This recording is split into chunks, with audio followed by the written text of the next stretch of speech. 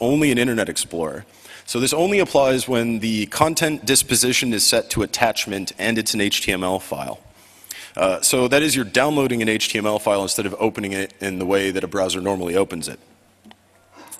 I'm going to talk about one bug for a couple minutes that would allow you to get a script injection in Flex, but only if it's maybe a group R site or something that allows users to upload HTML files. The bug is that when a HTML file is downloaded in Internet Explorer, if the user opens it instead of saving it and opening it later, if they open it immediately, any script in that HTML file executes as if it was being served as a regular web page from that site, and you can access all that site's cookies. In Firefox 3, they handle this situation better. A downloaded HTML file is treated exactly the same as a locally opened HTML file. Even if you hit open, what it really does under the hood is it saves it and then opens it in a local context. I admit this trick is kind of lame. I'm not trying to tell you that I'm cool. All I'm saying is that this works, and I think it's kind of slick. So I have a, if you didn't really understand anything I just said, I've, oh dear. Well, you can't really see this at all. Here.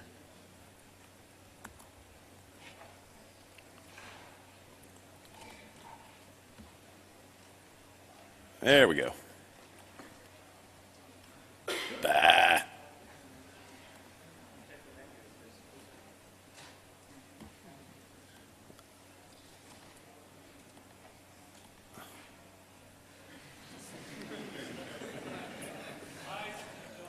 Well, anyway, so the first, you can't see the top, but this is in, this is also on the website. I'll just let it go. So this is in Internet Explorer. You get the option to open, save, or cancel. So if you click open, steal your cookies. And actually, I ran this off my blog, so I accidentally stole some of the WordPress cookies as well. But I set the IE bug, I just stole your cookies from the site. And you can actually try this yourself on ogg.org/iebug. And then all the script does is alert document cookies. So then and next up is in Firefox, just to show the difference.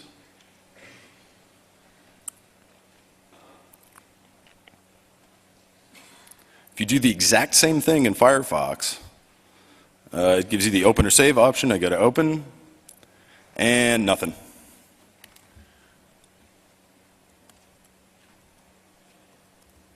Wrong program. So now, according to the IE8 security blog, this has been fixed in IE8. But how they chose to fix it is that they required the server to set a response header.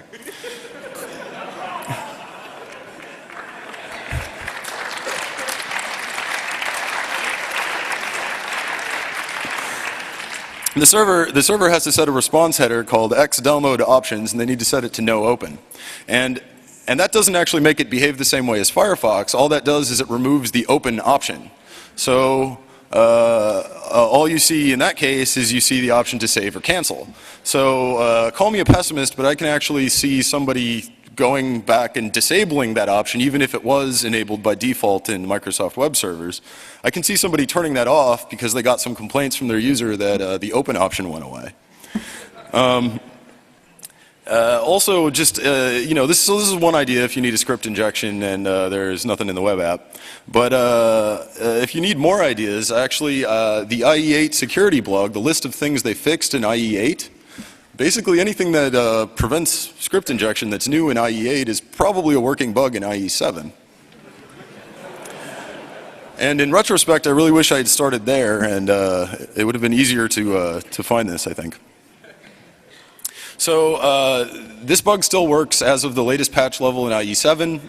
It's probably going to continue to work into IE8, especially if most people forget to set this header. So actually, if you're a site admin, on all of your downloadable files, you should probably set the xdownload only or the X download options header to no open, because it also prevents the MIME type inference types of bugs where there's like HTML inside of image files and stuff like that. But I think it's a little bit silly to require a fix on the server side, because I don't think it's going to necessarily occur to like Apache admins that this is something they need to do in order to make IE8 work.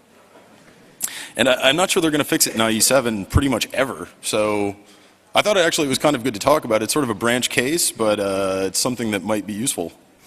So just to go through the whole process then, you would upload your attack HTML to the site, and then someone downloads it. The script executes. The first thing it does a AJAX request to get the URL mappings. It parses the URL mappings, and then you have credentials on the site, and you know what URLs to hit to do stuff. So this is kind of cheating. I've basically just completely avoided Flex. But that's all I got, so. New topic. Now I'm going to talk a little bit about C and C++ code audit. Does this look familiar to anybody? You know, all these great, wonderful tools we've developed in the 21st century, and day one of a code audit when you're like, wow, that's like 600 megabytes of source and I have 5 days to work on it. We'll just grep for str copy, right? Oh, okay, so, you know, I'm not knocking grep, I use grep all the time, but I think we can do a little bit better, specifically for code audit in terms of tooling. And one thing I've been playing with this year that's actually a whole lot of fun is a GCC plugin developed by Mozilla called GCC Dehydra. And there's also an LLVM version of the same thing, but it's not quite as far along, so I'm not going to talk about that. But basically, this lets you do C and C++ static analysis. You can write your own searches just directly in JavaScript. It uses the SpiderMonkey JavaScript engine. If you hate, I'm skipping ahead, but a lot of people say, well, static analysis, you know, I can prove with math that can't find all bugs, and you're absolutely correct. There's no way that static analysis will be able to find all categories of bugs. So the only thing I'm really recommending it for is that it's slightly better than grep, because it lets you do searches on the abstract syntax tree of C++ code rather than searching through strings, which is what grep does. So if you do your search on the parse tree of the program as GCC parsed it, you don't need to worry about white space. You don't need to worry about any of that stuff. It's after lexing, right? So when you're looking for code constructs with grep, you need to build like what the white space could be into the regular expression. And the other cool thing about Dehydra is that it's free. The other option that most people have heard of for static analysis is Coverity. Coverity is expensive, although when I say that doesn't really mean anything because I don't like paying for stuff. But it's also closed source. They sell it as a service, which means I can't see how it works, so I don't know if I can trust it. The projects I've talked to that have used it I've gotten mixed reviews. It's missed some bugs it could have found, some things it's good for, some things it's not. And one selling point of the Dehydra project is that although they don't actually have that much knowledge about security themselves, they're very interested in building this plugin out to support security code auditors. So if you go on their IRC channel and say, I need this feature for security reasons, actually when I did that, they had a patch within 24 hours. So they're like way super helpful. But it's definitely being actively developed. I actually like that it uses JavaScript. It's kind of a toy language. Some people have problems with JavaScript, but it is really nice for tree operations. Basically, if you're moving around the DOM or just moving around the abstract syntax tree, using JavaScript is actually pretty nice.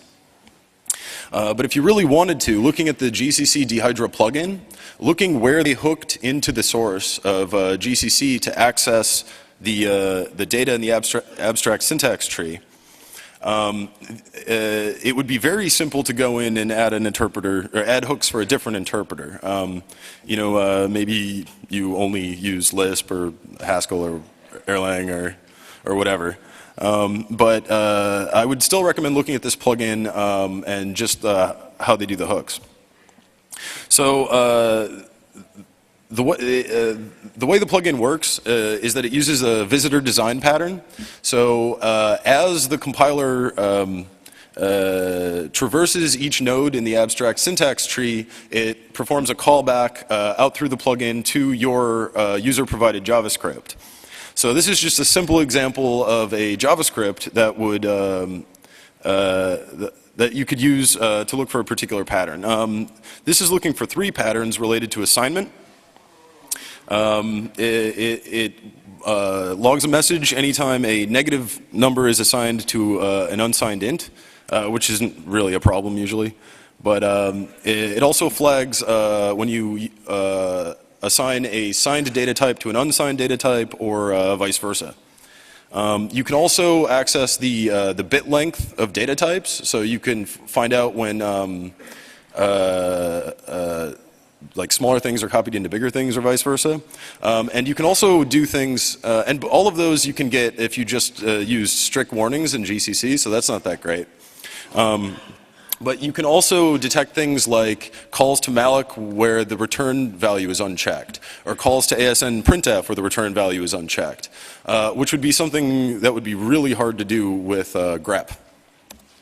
So the reason I bring this up is because it would be really, really nice if everybody here that does code audit, like took their set of tips and tricks and codified them as JavaScript files. And then basically life gets much easier for everybody on day 1 of a code audit, which of course means more time for XJump. All right. So I don't know how I'm doing for time. I feel like I've been talking really fast, but we're on the last topic.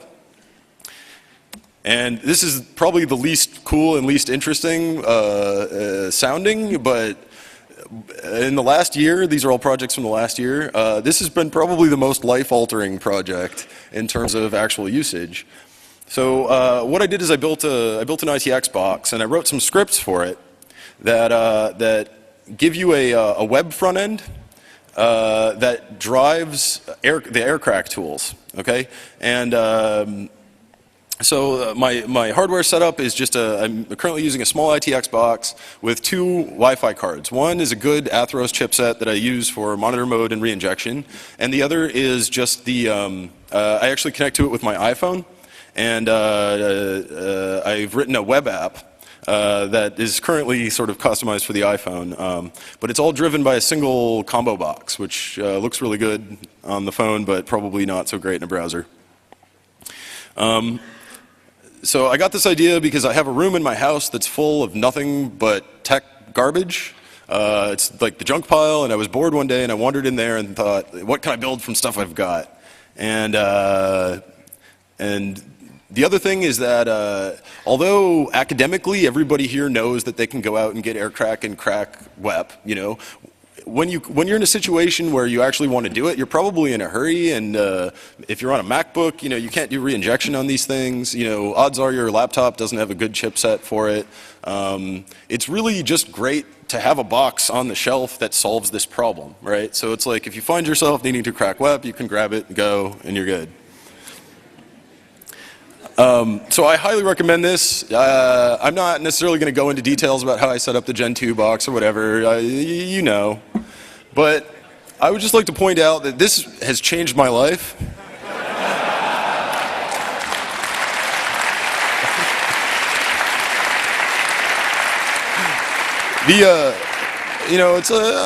I'm one of these people that talks about tech stuff in bars, and that's not a good idea normally, but this one thing, when people are like, wait, you have a magic box that can get me on my neighbor's wireless, suddenly everybody's your friend. They're like, hey, can you come over?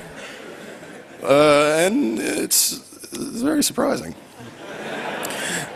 So the advantages, now ITX I'm not going to say is like the best thing to use.